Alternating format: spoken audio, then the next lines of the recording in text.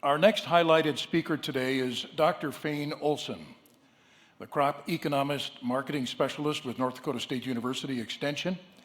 He also serves as director of the Quinton Burdick Center for Cooperatives and professor in the Agribusiness and Applied Economics Department at NDSU. Dr. Olson conducts educational programs focusing on crop market outlook and price analysis, evaluating alternative crop marketing strategies, and the economics of crop contracting.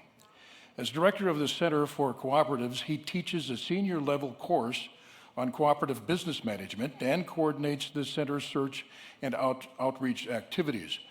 Dr. Olson received his PhD from the University of Missouri in agricultural economics and his MS and BS in agricultural economics from North Dakota State University.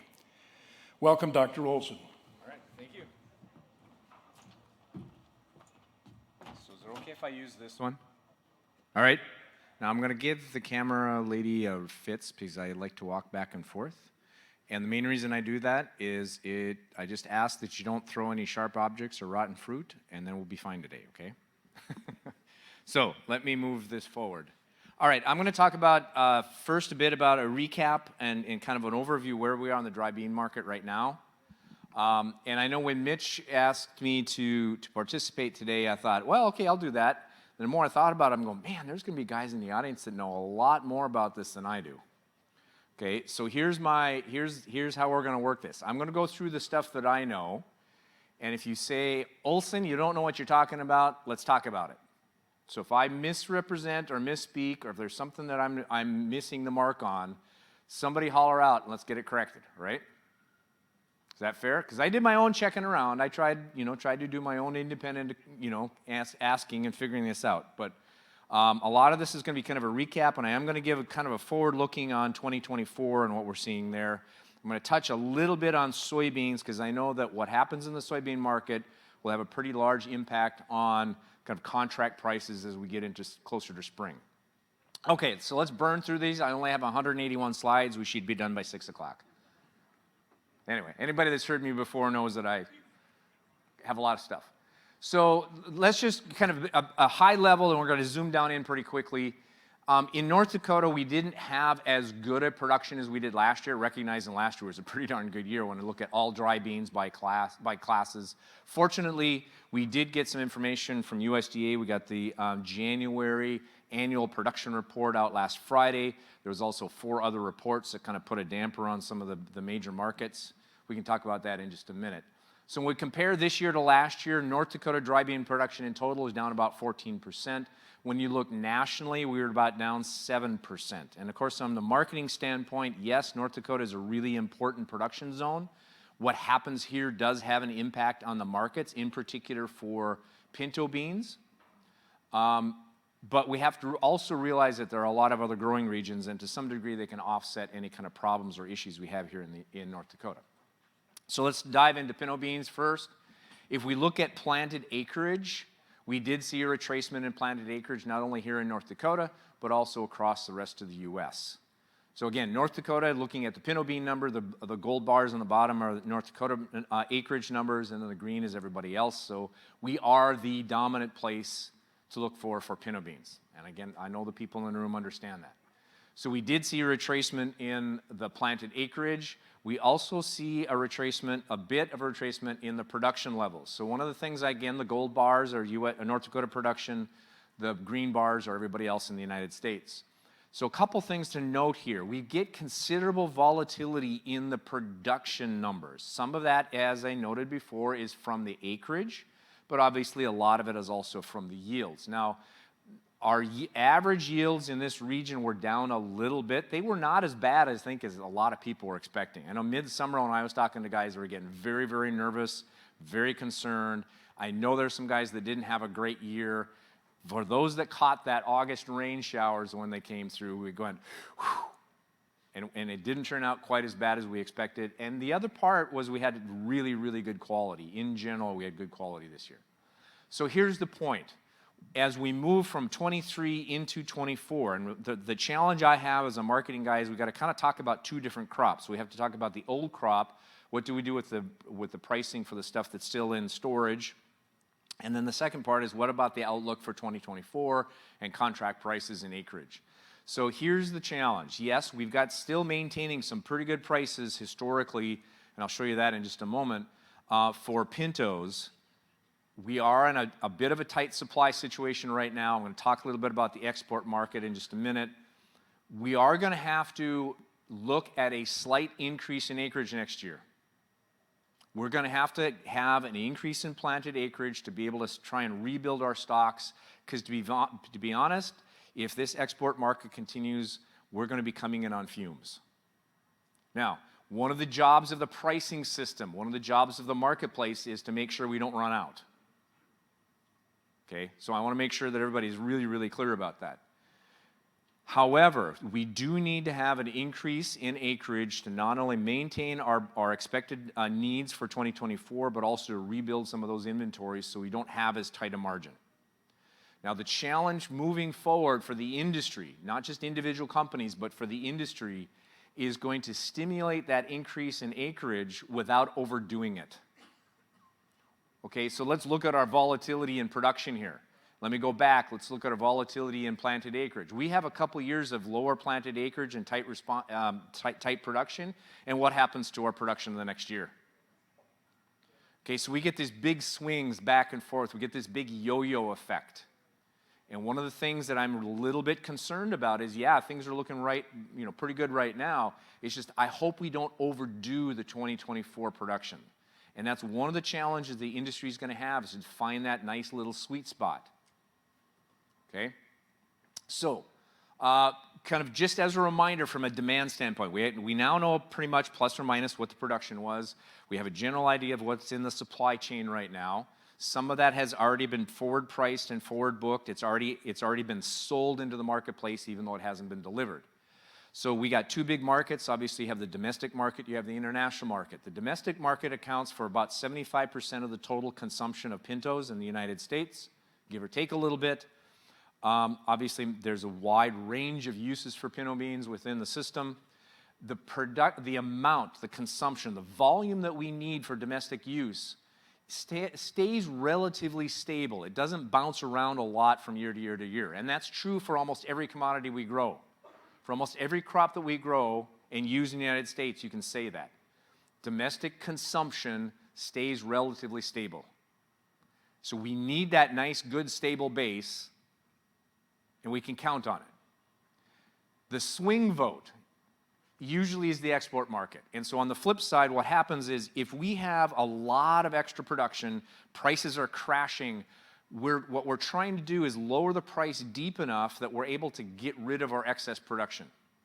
And on the flip side, if we have a bit of a tight supply situation, what are we doing? We're raising prices, and typically, not always, but typically, the export market is the first one to back away when prices get high. Now, as we get into this, the response by each country is a little bit different. Okay, so some countries are very, very price sensitive and back away really quickly. Other countries are still buying from us and just coughing it up because they need it. Now, our two biggest customers, and this is historically, anybody that's been in the pinto bean world for a while knows that Mexico and Dominican Republic are kind of the big two, and I'll show you the numbers and the charts in just a minute. Now, right now, the Mexican market is pretty hot, and it has been since basically harvest. The main reason is the Mexicans also had some pretty heavy drought. Their production was down pretty significantly last year. One of the comments I will make before I forget it is that right now, over the last month or so, the central portion, so the drought ran basically from the U.S. border and went almost through the entire country. It was a very widespread drought. There have had some rains kind of in the central part of the country. The northern part near the U.S. border is still very dry, but the central portion has been picking up some rains, and so their soil moisture conditions are better. The other thing you've probably heard about in the pinto bean market, or at least from dealers if you're concerned, and even in the major markets like soybeans and wheat and corn, there's some logistical problems into and out of Mexico. And so when you think about moving trains and the turnaround times and being able to load them, get them down there, unload them, and get them back again to be able to make the return trip, there's been some stalling and some problems at the border itself. And this is not unique to the pinto bean market. There's other major markets that are having the same problem, but the pinto bean market has been impacted by it. Logistics right now is a major, major concern. We have made some sales, we've made some commitments. The question is, are we going to be able to deliver on time? And right now, those logistical issues, in particular through the Eagle Pass as well as the El Paso, Texas, there's like ports of entry for the rail lines, and there's been some issues there. We could talk about that if you're really interested. So again, just want to refresh everybody and talk about the export market and who do we sell to and the volumes we're talking about this year. Now the columns in the 4 columns on the left-hand side are 12-month totals. This is directly from USDA. The 2 columns on the right-hand side are year-to-date. So this would be marketing year from September 1 through basically end of October. Now, unfortunately, there's a kind of a big time delay between in getting updates for some of these minor crops. So this is just through October. We've made some additional sales. The general trends is what I'm looking for. So if you look at Mexico and you look at historically what they have purchased, the last couple years our sales into Mexico have been down a bit. And part of that is because they've had a much larger crop. But if you look at where they are today, as of October, end of October, versus this same time last year, substantial increase. And right now that seems to be carrying through. They've kind of stopped for a little bit now. They're taking a pause in the last, well, since basically the Christmas holidays. We'll wait to see now as we get past the Christmas holidays whether that buying volumes will continue. Number 2 is Dominican Republic, and again, relative to last year, they have been pre-buying. They're front-loading some of their purchases. Question is, will those purchases continue as we move through? Haiti is also one of those that kind of bounces around a little bit, very much on line with what we would normally see. So if you compare the very bottom line, we're on pretty pace right now. The big question everybody's wondering is, so is all of this front-loaded, and then everybody going to wait to see if there's a 2024 crop or not? Okay, but we're off to a really good start, and that's one of the reasons we've seen the prices we have. Now, I am going to give credit. It's very, very hard to get information about the dry edible bean market. One of the sources of information, whether you like them or don't like them, is a company out of Canada called StatPub. And I've been watching and looking at these guys for quite a while. I know where they get most of the information. They do some of their own independent forecasting. I don't want to put a lot of pressure on these numbers, but I do want to show some general trends. So the column on the far right-hand side in green is their forecast for 2023 total. And again, I don't want to put a lot of pressure on these, but I do want to look for trends. What are some patterns that we might be seeing in this? And one of the patterns that I'm looking for in particular is the volatility of those export numbers. Now, their export number is a pretty substantial increase from last year to this year. My best estimate, my best guess is I think they're pretty close given the information we have today. So if you looked at the bottom line, the last row on the bottom is saying, well, what kind of a margin for error are we going to have coming into 2024 production year? Or 2024 harvest. I want to be very specific. You know, it's very, very tight. And typically, I would say that prices will not allow that to happen. To have a margin of 5% is going to be difficult because I think the pricing system is going to try and give us a little bit more buffer. I think we're going to have a pop in prices in order to try and reduce consumption so we have a little bit more left in the pipeline. Now, when is that going to happen? I don't know. I wish. If I knew that, I'd be in Jamaica or on a beach someplace, right? So let's look at pricing and price trends. This is as of last week.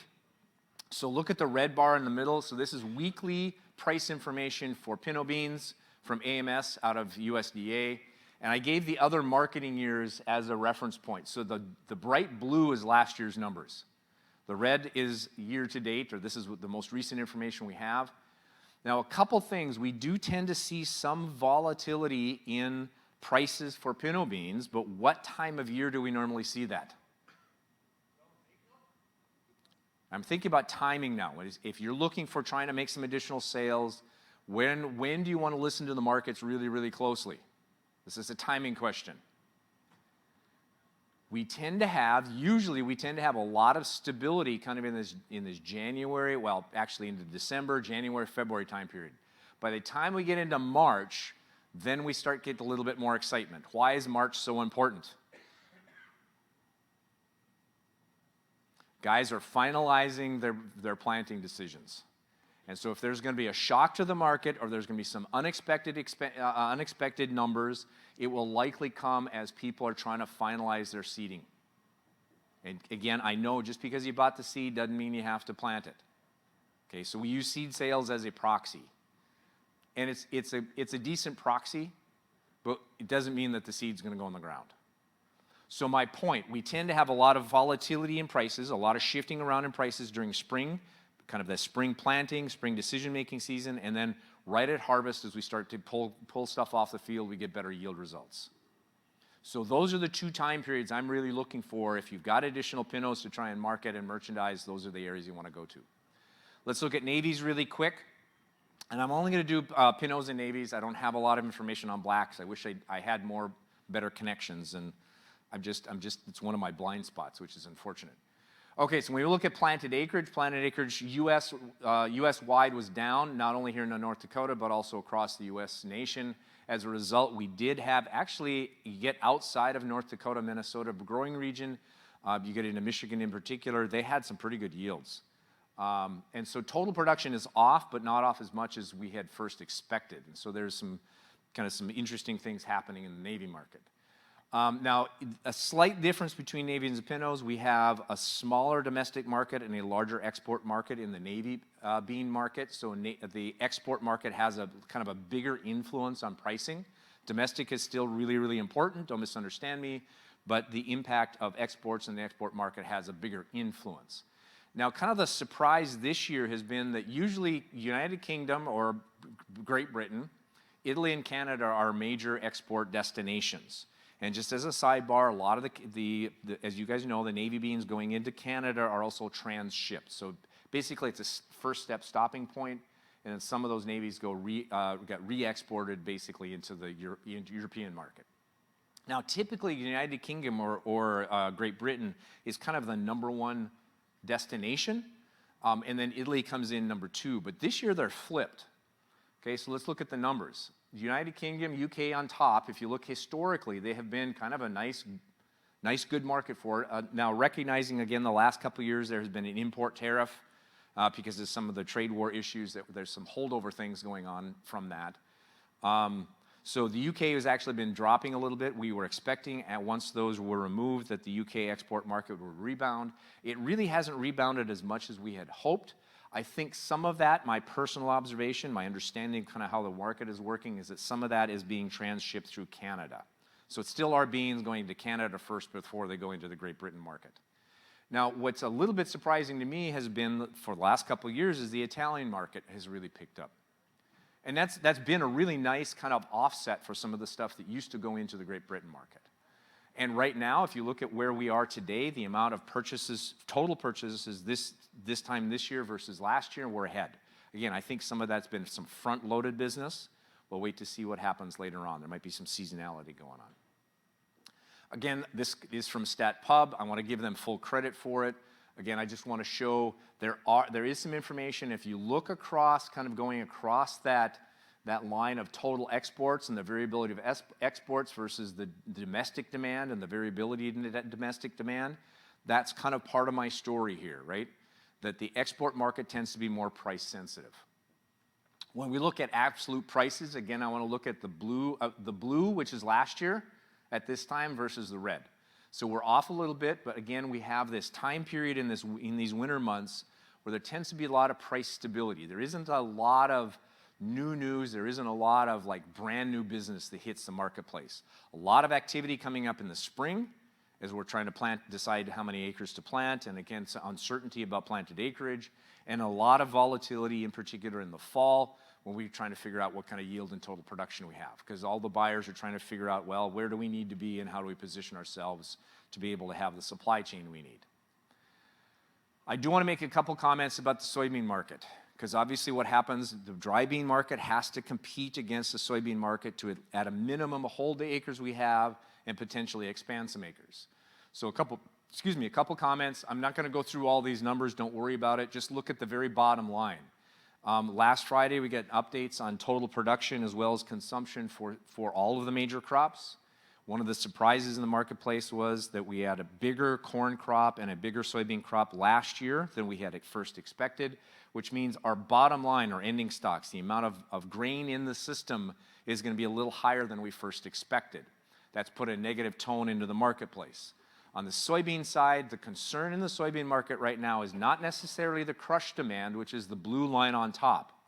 Crush, that's been a nice steady upward chug. There's some people that are arguing that that might actually start to accelerate because of some of the renewable diesel and some of the renewable fuels initiatives that are going on right now. My concern, and the one that I'm watching the closest, is the export market, at least short term. Short term. And one of the reasons our exports are off is because last year Brazil had this monster soybean crop. I mean, it is by far the largest soybean crop we've had. And as a result, we're having a little harder time in the US now selling our soybeans to be competitive in the global market. And I'll show you some numbers in just a minute. The same kind of table as what I showed you with the other commodities, with pinos and navies. The 4 columns on the left-hand side are 12-month totals. The 2 columns on the far right-hand side are year-to-date. So China is our #1 customer, no big surprise there. What is a little bit concerning is when you look at what we sold this time last year versus what our sales are this time this year, we're behind. Now, actually, we have caught up. Last week was a really good export week. In fact, there was one more big export sale announced this morning that's not included in these numbers. And to me, that's important, that's significant, because what it shows is that the Chinese are now finally getting worried enough about that South American crop, the one they're going to be harvesting now in the next few weeks, that will not be as large as that was originally expected. And so it looks like they're buying from the US to provide some more coverage, to give them more time to be able to do a pricing out of the Brazilian market. They're worried that the Brazilian beans are not going to hit as fast, and so they're going to have to buy some more from the US to cover that time gap. If that makes sense. Okay, this is weekly export sales. And I know this is a really, really busy graphic. I just want you to compare the red line. See if I can get, I don't see a pointer here. That's okay. If you look at the red line towards the middle and the bottom, this year we're actually well behind our pace. Up except for last week. Suddenly last week we had this big pop. We're starting to catch up. Now I don't think, because of this big seasonal pattern we have, the sales we lost early in the season, I don't think we're going to be able to make up on the back end. Just because of the sheer volumes that are involved. Okay, so we still have some challenges in the soybean market. I just want to give you a weather update. This is where the soybeans are grown in Brazil. I got to be very careful with my time here. This is a 1-month drought index. So this is a kind of soil moisture for the last month. If you look over the last month, what was the soil moisture conditions? You can see in the north, they had some recovery. Early on, if we looked at when they planted their crop, this is really, really, really dry. Over the last several weeks, they've had some rain showers that have refilled and recharged. They're starting the soybean harvest in the north. So kind of where that blue dot is, they're starting to harvest their soybeans. Those soybeans have already been damaged. We know the yields in the north are low. The question we have is, what about the yields in the middle? Because those are kind of in reproductive stage right now. They're starting to do pod filling, and the concern is, if that red blob in the middle continues, we may take another chunk out of that South American or Brazilian production in particular. However, if you look at what's happened the last 10 days, there has been some improvement. And that's one of the things you're hearing about in the news. That's one of the reasons that the soybean market has been taking some money out of it, is because now it looks as though those rains are stabilizing yield and yield potential. This is actually an NDVI, so this would be vegetative index, vegetative health.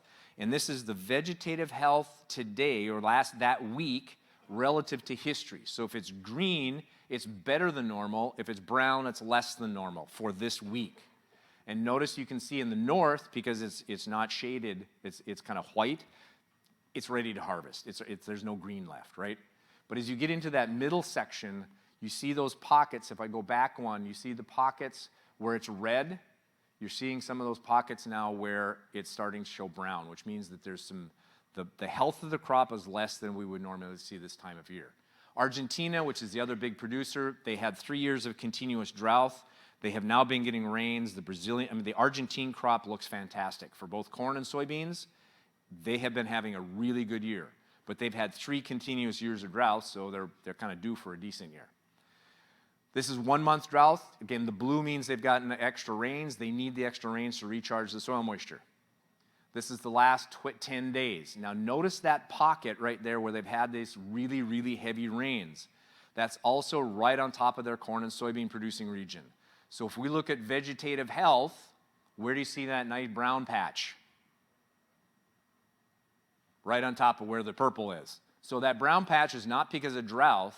That's the vegetative health is dropping because it's too wet. Okay?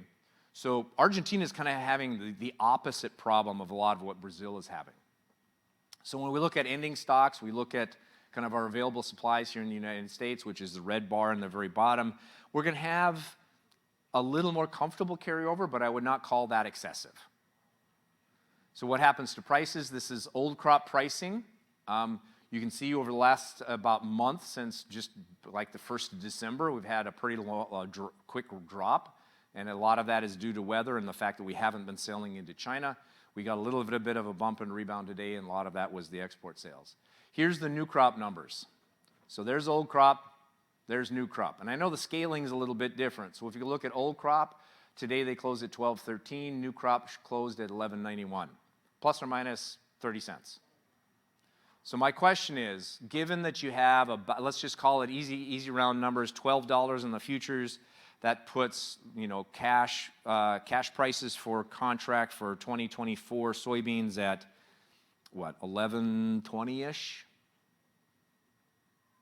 for cash? What kind of pinto bean price and navy bean price is going to be competitive? That number right there is going to have a huge impact on new crop pricing. And I know right now in talking to some of the industry guys, they're struggling to figure out what price do we come out with where we can hold our acres, hopefully increase our acres a little bit, but not put on too much business because they don't want to overdo it. And to be very blunt, as a producer, as a farm manager, I don't think you want that, to go from today's levels back down to something where you're breaking even or losing money. So with that, I'm just a couple minutes over, which is normal for me. I don't want to take too much away from Mitch because I know he wants to do kind of a wrap-up. Are there any questions? I know that was a lot to absorb in a very, very short time. Any questions I can try and address?